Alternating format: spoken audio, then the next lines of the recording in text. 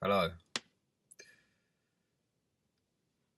So in this video, I want to talk about the four elements, and these are the four elements of particularly the European Western tradition and how they're expressed within that framework. And the four elements are earth, fire, water, and air.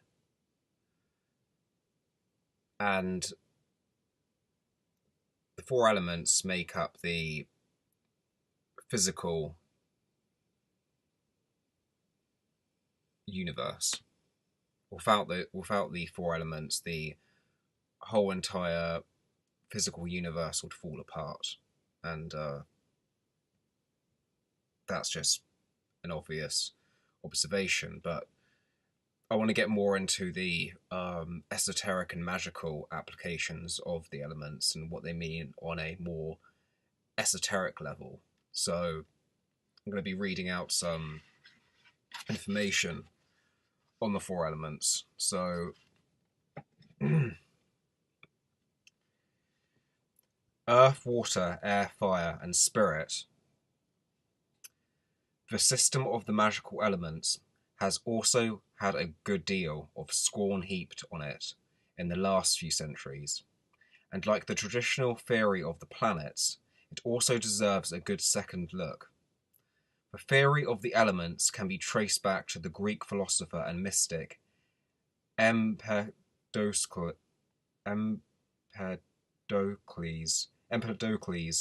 of Acragas, who lived in the 5th century BCE. While it was Aristotle, some 2 centuries later, who defined the elements in ways that have been central to Western magic ever since, the basic institutions underlying the elemental system, though, are probably much older, and ways of looking at the world that are very closely akin to magical elemental theory, can be found in many different cultures around the world. Even the worldview of modern science, which discarded the elemental system hundreds of years ago, has had to let it in again through the back door, to describe the cosmos as matter energy manifesting in the 4 forms of energy, gas, liquid, and solid, all moving against the curved and complex background fabric of space-time, is simply to restate the old intuition in new words. It's a common mistake to think that the magical elements are identical to the material substance that bear the same names. Elemental water, for instance, is not the fluid that comes out of your tap, but rather a much broader phenomenon that includes all fluids and many things besides.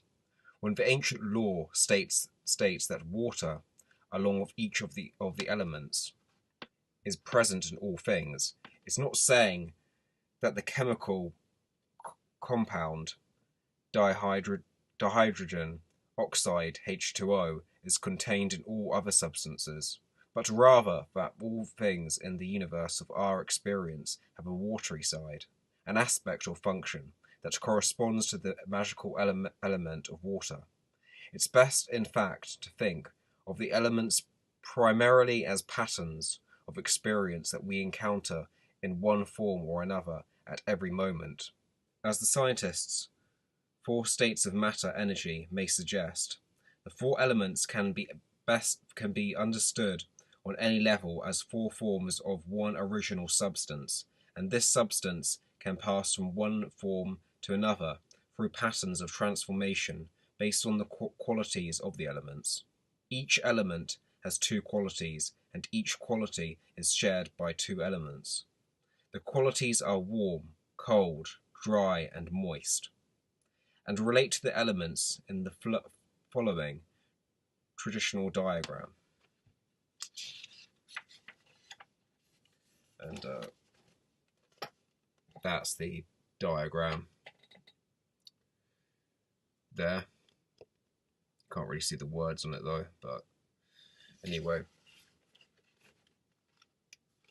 Moving on. Any element can change into another by giving up one of its qualities and replacing it with the opposite quality, for example. If fire gives up its warmth and takes on cold, it transforms itself to earth, a process that occurs symbolically every time a fire burns itself down to ash. An element can therefore transform itself directly into another if the two have a quality in common.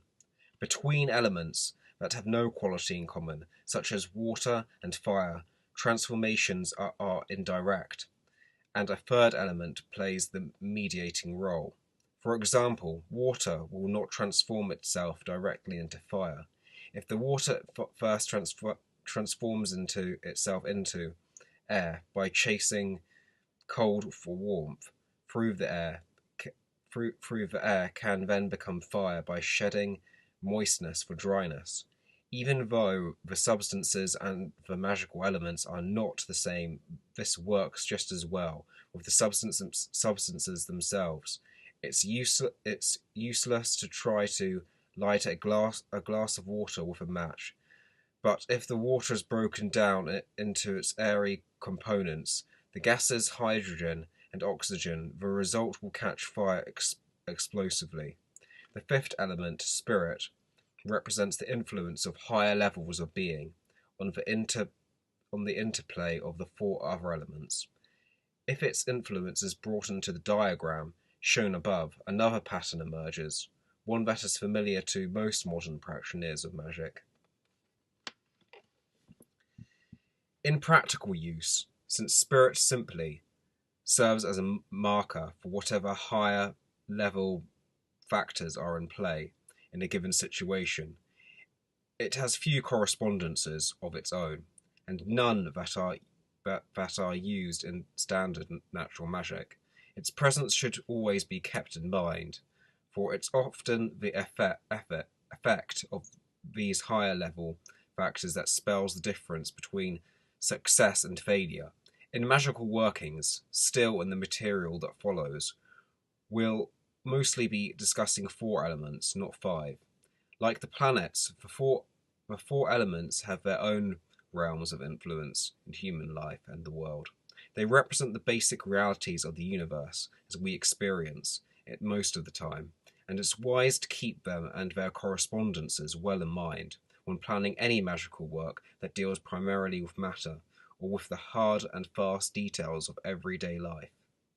Within our consciousness, for example, the energizing forces of will is like fire, the agile and restless intellect is like air, the fluid and responsive emotions are like water, and the stable and usually predictable realm of the senses is like earth. All 4 in turn are brought together into a world of meaning by the creative power of imagination, which serves as the equivalent of spirit. Similarly, among living creatures, mammals with their warm blood are like fire. Birds with their wings and hollow bones are like air. Fish with their cold blood are like water. And reptiles, insects, worms, and so forth are like earth. Note that in this scheme, the warm elements, fire and air, are assigned to warm-blooded creatures, while the cold elements, water and earth, are assigned to cold-blooded ones. Here humanity, with its powers of awareness and communication, corresponds to the 5th element of spirit. In turn, among the seasons of the year, according to the traditional law of natural magic, which differs from some more recent systems, the fickle weather of spring corresponds to air, the steady heat of summer to fire, the cooling days and drying leaves of autumn to earth, and the cold and damp of winter to water. Here, the place of the element of spirit is filled by the sun, which remains central to the whole process and provides the energy that drives the changes of the seasons. We can classify the four elements according to the aspects of life that they govern, and according to the set qualities that define them.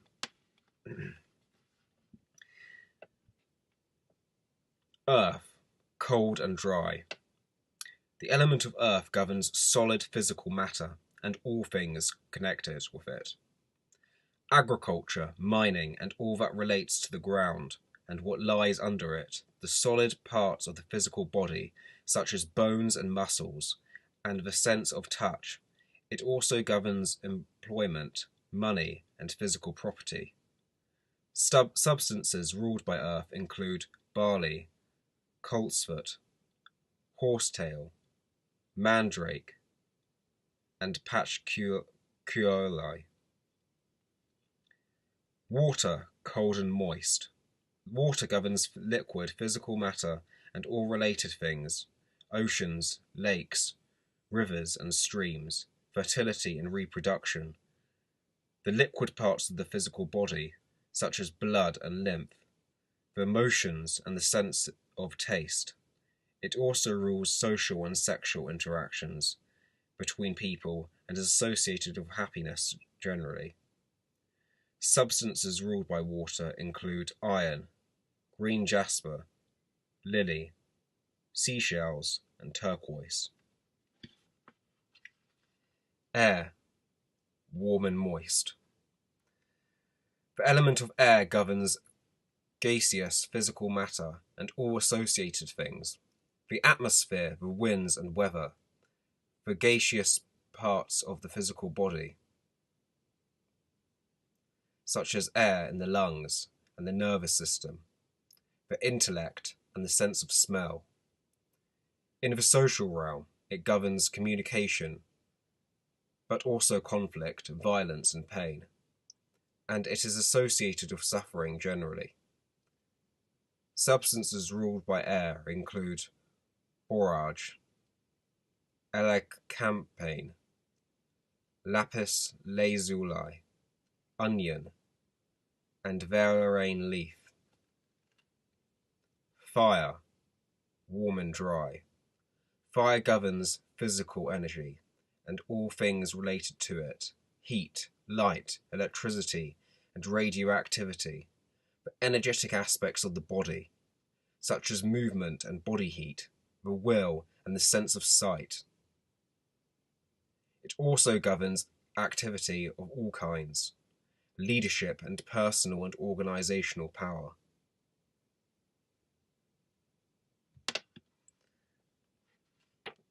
So, there I just explained the elements from reading that in a more,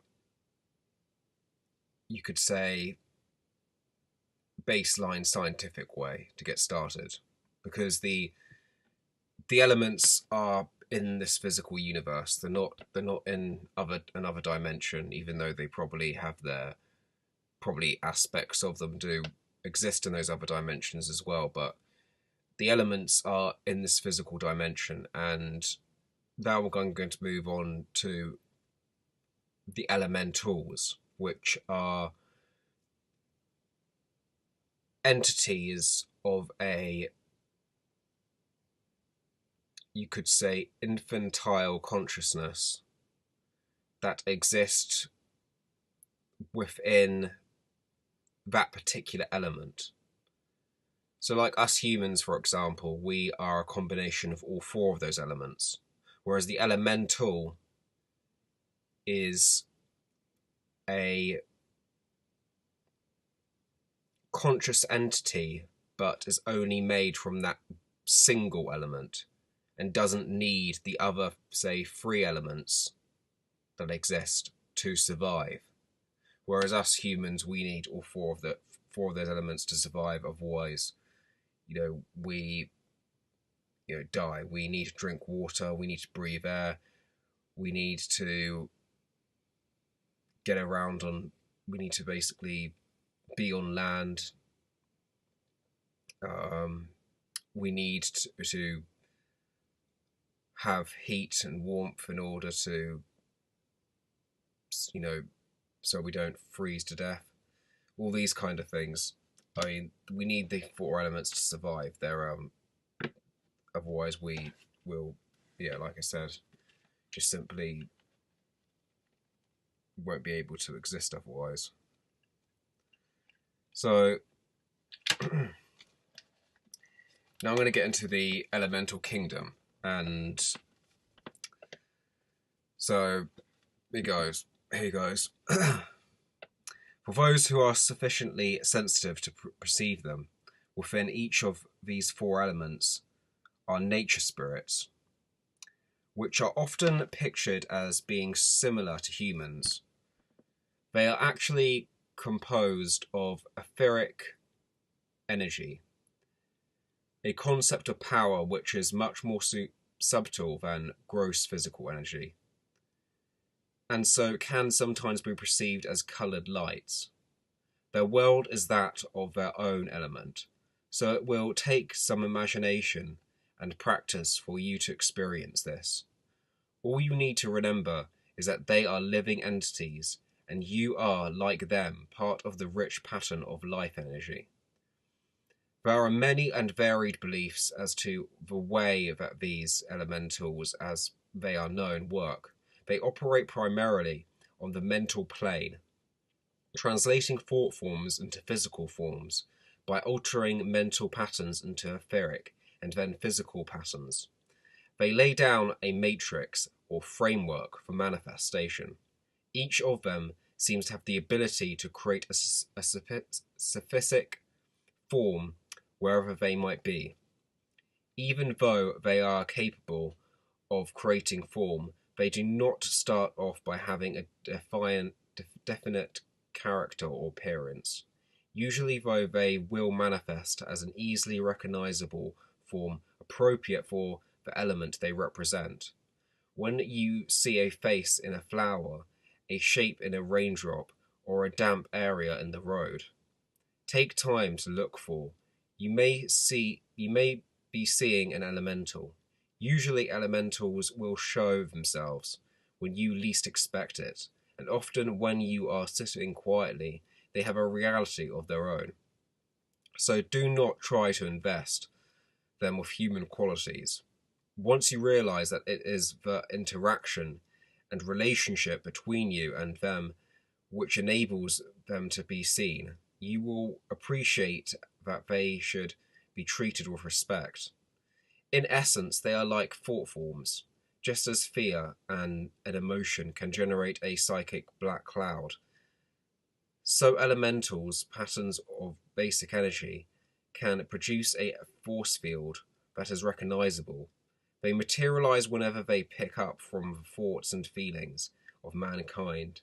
Initially, this relationship was intended to be a creative force in the rebuilding of a paradise here on Earth. As mankind becomes more and more divorced from nature, so that creative force is weakened. Perhaps the easiest way to think of the etheric energy is as the interface between the spiritual and physical realms. In the chapter on creation, we speak of emanation. Each element, when manifesting from the world above it, requires a degree of dense energy around which to have a physical reality. When the physical reality is no longer necessary, i.e. on death, the last thing to dissolve will be the somewhat finer energy, the etheric. Elemental energy might therefore be thought as the spark of manifestation clothed in an appropriate image for each element. It depends upon the frequency of the vibration, which image and which way of working is appropriate. Nature spirits are particular images and manifestations of elemental energy. We shall deal with them in order of the element. So, Earth. The nature spirits of the Earth are called gnomes. This comes from a word invented by Paracelsus. This name was given to them because it was said that they knew the power of the earth and the exact location of its riches. They are said to live underground and guard the Earth's treasures, usually depicted as gnarled old dwarfs, wearing tight-fitting brown clothes and monastic hoods. They exhibit the qualities of the earth in which they live and seem to be capable of dissolving into the trunks of trees to hide from humans. Other groups within the Earth's nature spirits are brownies, dryads, earth spirits, elves, pans, ruled by the god Pan, and satyrs. Fire. Without salamanders, the spirit of fire, it is said that physical fire cannot exist. There are many families of salamanders, differing in size, appearance, and behavior. They have been seen as sparks or small balls of light, but most often they are perceived as being lizard-like in shape and about a foot or more in length. They are considered the strongest and most powerful of all the elementals. Salamanders have the ability to extend or diminish their size as needed. It has also been said that salamanders and the other elemental beings can be mischievous at times. As nature spirits, they are greatly affected by the way that mankind thinks. Out of control, salamanders can be considered dangerous. Air. The sylphs are the air spirits. Their element has the highest vibratory rate of the four.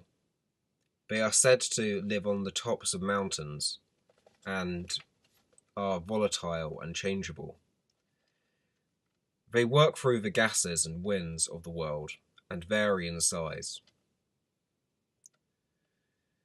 They are usually perceived with wings and look like cherubs or fairies. They can assume human form, but only for short periods of time. One of their tasks is said to be to help humans receive inspiration. So when there is a creative block, it is worth finding a high, perhaps windy place in which to think. Water, the Undines, are the elemental beings connected with water and are beautiful and very graceful, often seen riding the waves of the ocean or by waterfalls and lakes. They are usually clothed in a shimmering substance which looks rather like water. The nymph is frequently found in a fountain, and the mythical mermaid belongs to the ocean.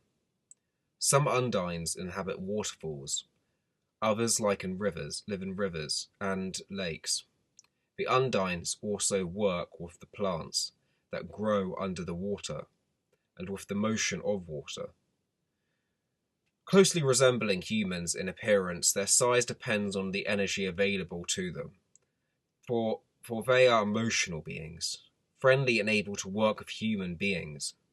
Sometimes smaller undines are often seen as winged beings that people have mistakenly called fairies.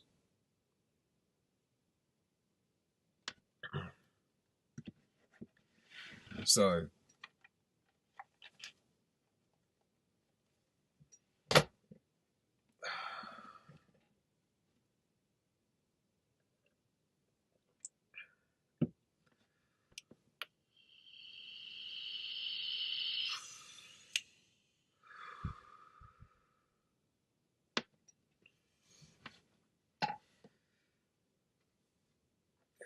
now do you see what I'm saying about the elementals?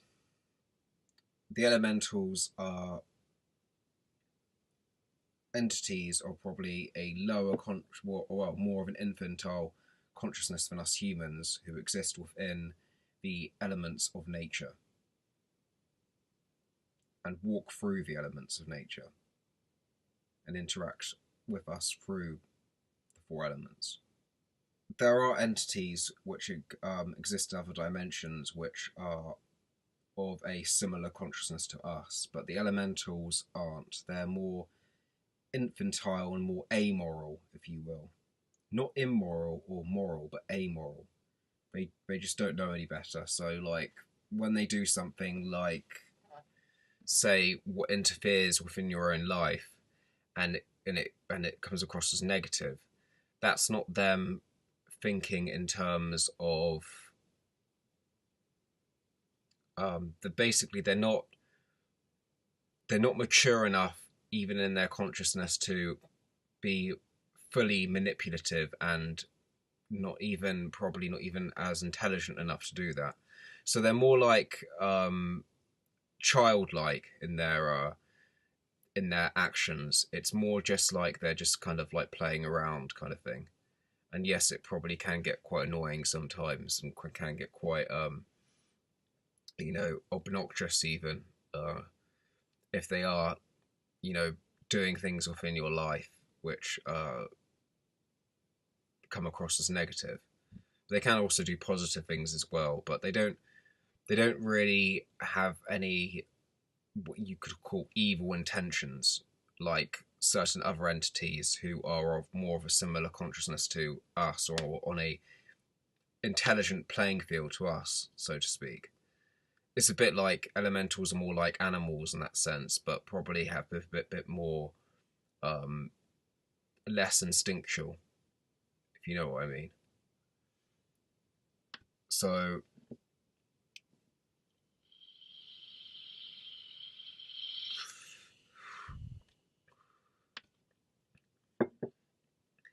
you have the Noams, which are the earth elementals, like we've just been through, which are more or less exist within the ground and exist within like have doorways underneath certain trees, which go into the earth dimension, which is these dimensions which are, like I said, the elements have their own dimensions, but they obviously also the elements interact here in this physical world as well. But there's also the dimensions which just goes into that one element, which is made, and that dimension is made out of that one element instead of made out of the four, which is on the dimension we're on here in the physical realm of Midgard. So yeah, the Noams exist within there, and Noams are not the same entities as dwarfs or elves or fairies. That they are a separate entity. They are more dwarfs, elves, and fairies have a lot more are more of a higher intelligence, an intelligence that and form of consciousness that is more like us in terms of being able to think and manipulate and even create to some degree. So the Noams are, like I said, the elementals of earth, and then you have the salamanders, who are the elementals of fire, which come in very much a reptilian form. And the reason I have tried to figure out why this is, but they look very reptilian and reptoid,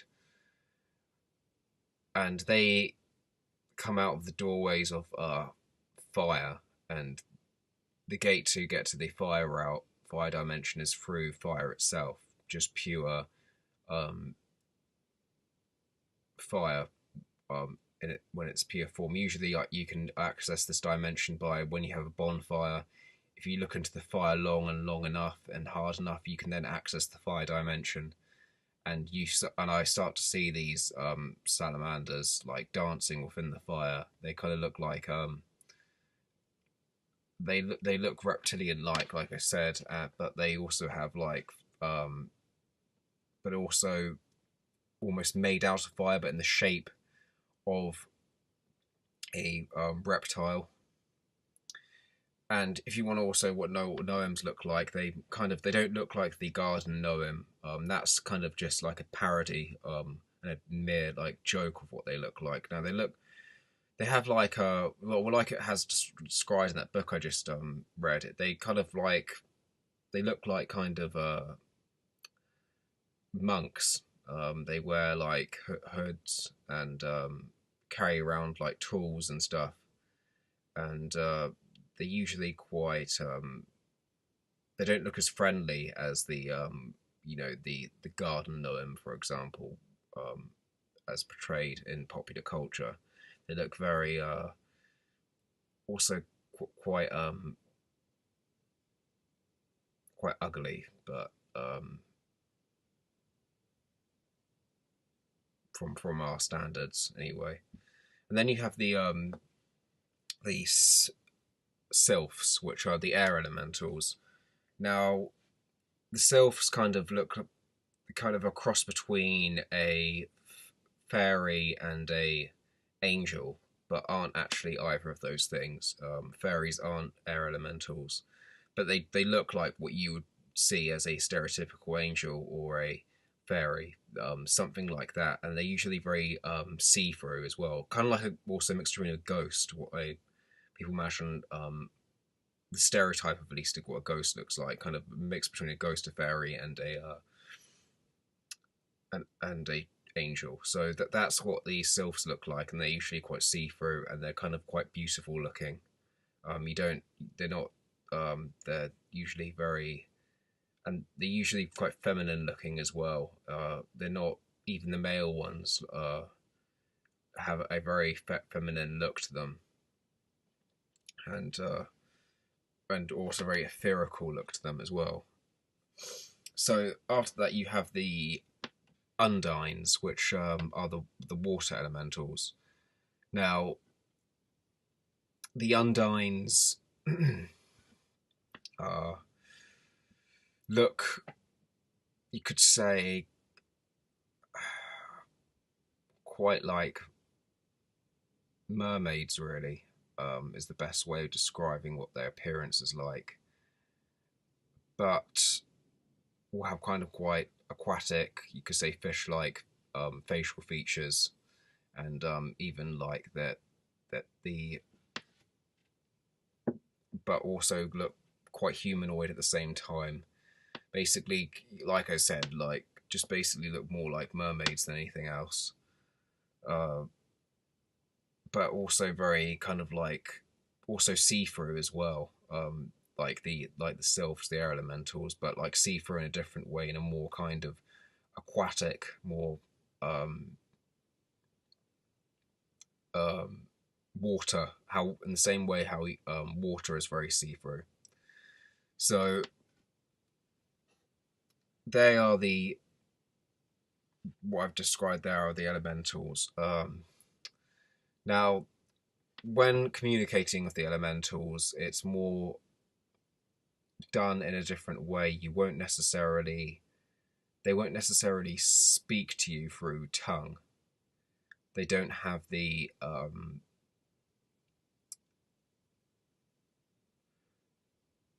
form of consciousness to create a language in the same way we would. So they communicate you via, that will be kind of like communication, like how animal spirits communicate with you. It will be through signs and symbols and putting you in certain directions. That's how they interface with you. When it comes to like people working with these spirits, I kind of have I would say work with the actual elements themselves rather than the actual elementals, because you have all of the elements within you already. You are made up of all four of those elements. Your, humans, the flesh is earth on your body. The flesh is earth. The blood that flows through you is water. The air that is within your lungs is air, and the heart that pumps is the warm is the sun, or the the the ball of fire which is within you. So you have all these elements within you already, and it's kind of like to work with it, and then all of what is within is also reflected without as well. So yeah, working with the elements is probably what I would more recommend than actually working with the elementals themselves. But that doesn't mean that you won't come into interface or come into contact with these elementals. But and like I said in my previous video, named Solutions and Subversions, is not to just go and trust any spirit or entity that you come across, because it can, like in the same way you wouldn't trust like a stranger you've just met. So yeah, I'd say work with the elements, because all these elements are within you, and it's best to actually, if you look at your own astrological chart, you can then see which elements you will need to work with more and you need to work with less. For example, in my astrological chart, though I am a water sign in my sun sign and a fire sign in my moon sign, if you look at my astrological chart, I'm actually got more earth signs in there more than anything. So for me to work with the element of earth um, is what is natural to me, and that's why I do daily earth element practices within my everyday rituals. And so, but then after that, it's fire and water on equal playing field within my chart. So then I work with fire and water, and then air is underneath that. So that's the element I need to work with the least. But that doesn't mean that I can't change that around now and again. But it kind of you will figure this out, like naturally it will come to you that these elements are what you work with on a daily basis more than, say, other elements you need to work with. And this is according to your astrological chart, like I said, which can tell you which elements you need to work with more, you need to work with, and what elements you don't need to work with as much. But like I work with all four of the elements because you kind of need to do that anyway, because you can't exist without all four. So, but there's ones you might not need to work with as much, and so what else did I want to talk about?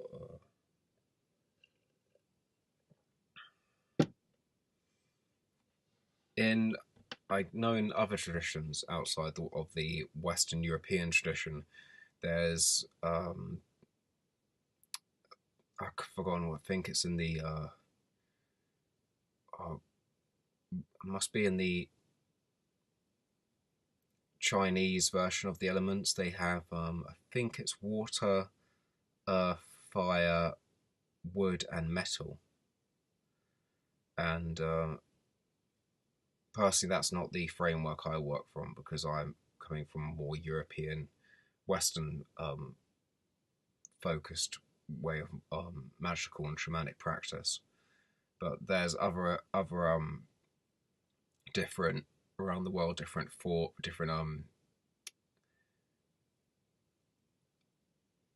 elemental structures of how to see the world. But I work with this one because it's the one I'm very, very familiar with. I've had a fascination with the elements since I was very young, and so I've been kind of doing element magic basically since, well, really even since I knew much about the occult and the esoteric. This is like when I was really young, probably about like 10, 12 or something. I've been like, um, very interested in the elements and kind of like, and and kind of doing this element magics more on a unconscious level, which has now led me up to knowing that obviously now that I'm doing it on a conscious level, and it's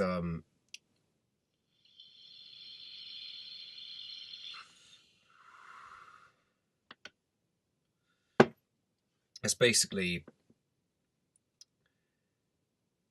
a really kind of good way to connect with nature as well by doing this, because I personally the way I connect with the higher force or the divine or the all-encompassing source that surrounds everything in the created universe is through nature. Nature is the, you could say, the what is how I personally connect to the divine. In a way, I connect it through nature, in the same way a Christian would connect through to the higher force through Christ. I do my version of that is through nature, and nature has opened me up to the higher force to be able to come in and have a connection with the higher force, the divine, whatever you want to call it.